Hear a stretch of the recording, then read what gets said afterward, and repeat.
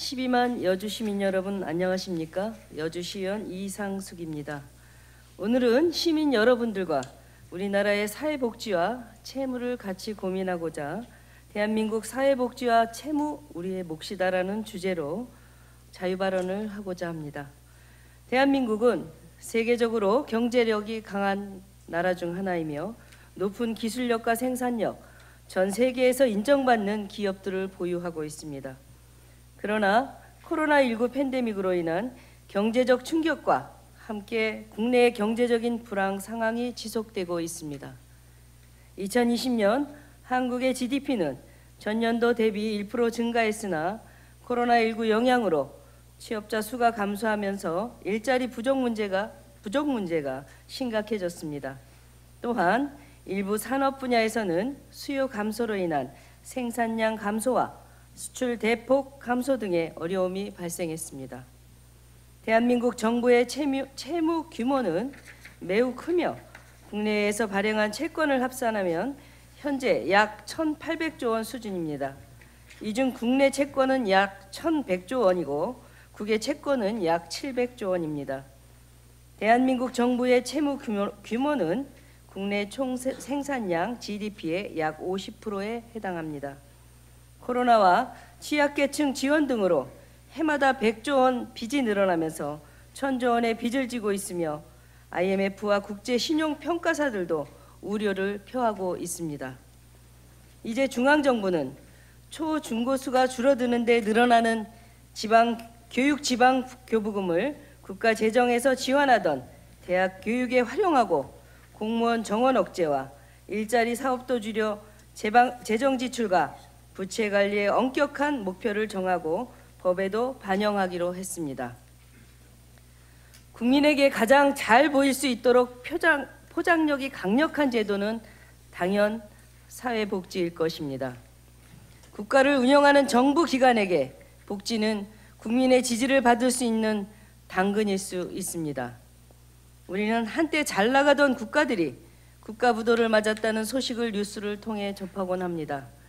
대표적인 예로 20세기 초에 경제 선진국이었던 포퓰리즘의 대명사 페론주의 이후 경제가 곤두박질 친 남미의 아르헨티나입니다.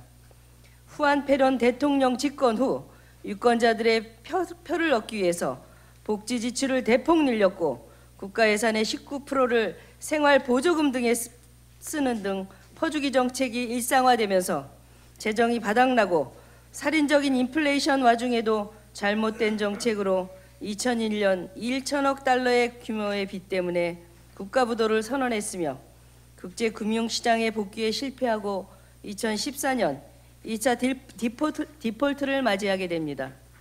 국가가 그냥 망하게 된 것입니다.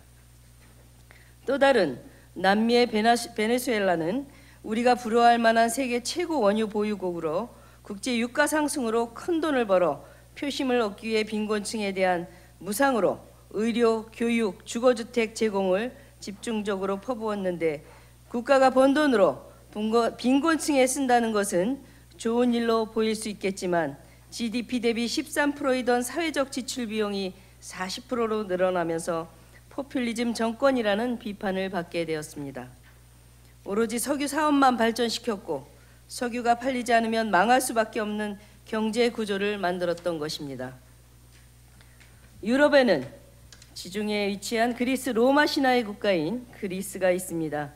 엄청난 관광 산업과 공산품, 석유 제품이 풍부한 경제 국가가 당시 평등주의를 외치던 안드레아 총리의 단일 호봉제와 학교 시험 폐지로 경쟁력이 필요 없는 사회를 만들어 국민을 게으르게 만들고 열심히 일할 필요 없는 완전한 포퓰리즘 시대를 만들었습니다. 그러면서 기업은 국영화되고 고용은 공공기관에서 이루어지고 소비는 부채로 지탱하다 보니 사회의 모든 비용은 빚으로 유지하여 국민은 국가보조금이 없이 살 수 없고 정부는 스스로 위기를 이겨낼 수 없는 국가가 되어버렸습니다. 여기서 우리 한번 생각해 봅시다. 국가는 국민을 위해 존재하고 국민은 국가를 유지할 의무가 있습니다. 복지정책에 갈망하는 국민은 당연히 존재합니다. 위에 말씀드린 상황들은 국가가 국민을 버리고 국민이 국가를 버린 것이 아닌가 하는 생각을 하게 합니다. 건전한 복지란 국가나 지역사회가 제공하는 복지 서비스가 효과적으로 운영되고 적절한 투자와 관리를 통해 지속 가능한 수준을 유지하는 것을 말합니다. 이는 국민들의 삶의 질을 향상시키는 것뿐만 아니라 사회의 안정과 발전에도 중요한 역할을 합니다. 건전한 복지의 핵심은 복지 서비스가 국민들의 실질적인 필요에 부응하고 질적으로 높은 수준을 유지할 수 있도록 적극적인 투자와 관리가 이루어져야 한다는 것입니다. 이를 위해서는 다음과 같은 조건이 필요합니다. 질적인 향상, 적극적인 투자, 협력과 연계, 지속 가능성, 위와 같은 방식으로 건전한 복지 서비스를 제공하면 국민의 삶의 질을 높이는 동시에 우리 사회 전반의 안정과 발전에도 기여할 수 있습니다. 대한민국 정부는 출산율 증진을 위해 다양한 정책을 추진하고 있으며 이에 따라 출산 관련 예산이 지속적으로 증액되고 있습니다. 2022년 예산안 기준으로 출산 관련은 총 11조 246억 원이 소요됐습니다. 이 중에서 아래와 같은 항목이 포함되어 있습니다. 출산 장려금 예산이 4조 3,455억 원, 보육시설 확충 예산이 4조 3,012억 원, 출산 육아휴직 학대 예산이 548억 원, 난임부부 예산 지원이 50억 원으로 책정되었습니다. 23년도 우리나라 총 예산은 638조 7천억 원입니다. 그중 눈에 띄는 예산은 부모 급여를 월 100만 원으로 23년에는 월 70만 원, 24년부터 월 100만 원으로 영세 부모에게 직접 지원하는 제도로 이 제도는 프랑스가 저출산 극복을 성공하게 만든 정책입니다. 흩어진 출산 장려 예산을 1.3조의 예산으로 저출산을 극복하겠다는 야심찬 중앙정부의 정책에 저도 출산 장려 운동을 해온 사람으로서 응원하는 바입니다. 우리나라는 저출산과 인구 고령화가 가속되어 가고 있는 시점에서 최근 5년간 우리 정부 부채가 주요 선진국보다 2.5배 빠른 속도로 늘어나고 있습니다. IMF는 한국의 부채율이 2027년도까지 57.7%로 상승할 것으로 예상하고 있습니다. 저출산과 고령화가 심화됨에 따라 대한민국의 부채율은 계속 상승 곡선을 따라가고 있어 우려가 됩니다. 이것이 세금을 내는 사람은 적지만 세금을 사용하는 사람은 더 많은 이유입니다. 경제협력개발기구 OECD는 최근 발표한 한국경제보고서에서 2060년 국제비율이 150.1%에 이를 것으로 내다봤습니다. 21년도에 태어난 신생아가 2,596만 원의 나랏빚을 안고 태어나 27세가 되면 2억 1,046만 원의 나랏빚을 안게 된다고 합니다.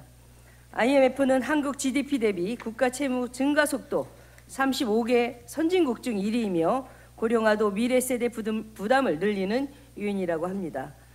이에 여주시도 소멸위기 도시에서 예외일 수는 없습니다. 요즘 아이들은 향후 20년 후 기생세대처럼 국가 위기에 대응할 수 있을까 심히 염려스럽습니다. 나랏빚을 갚아나갈 부담감에 대한민국을 떠나가지 않을까 걱정스럽습니다. 전문가들은 정부 지출을 효율화해 국가 부채가 늘어나는 속도를 늦춰야 한다고 지적했습니다. 퍼주기식 사회복지는 지양해야 합니다. 우리 여주시도 이에 발맞춤하여 민간이 협력하고 연계하여 집행부의 효율적인 예산 편성과 관리 그리고 여주시 의회의 성실한 감시 견제로 혈세가 누수되지 않는 협응을 이뤄나가야 할 것입니다. 유용하지 않은 복지의 개선도 필요합니다. 존경하는 여주 시민 여러분, 집행부 여러분, 여주시는 우리 모두 손에 관심에 달려 있습니다. 우리의 빚도 우리가 책임져야 할 채무입니다. 사회복지뿐만 아니라 모든 예산과 계획을 살피고 또 살피는 행정과 집행이 되어야 할 것입니다. 시민 모두가 함께하면 여주시는 변화할 것입니다. 여주시는 발전할 것입니다. 여러분의 아름다운 마음의 향기에 세상이 아름다워질 것입니다. 이번 민선 8기 들어와서 공공기관 종합청렴도 평가 1등급, 민원서비스 우수기관 등 다양한 분야에서 좋은 성과를 거둔 것에 다시 한번 축하를 드리며 여러분의 노력에 박수를 보냅니다. 두서없이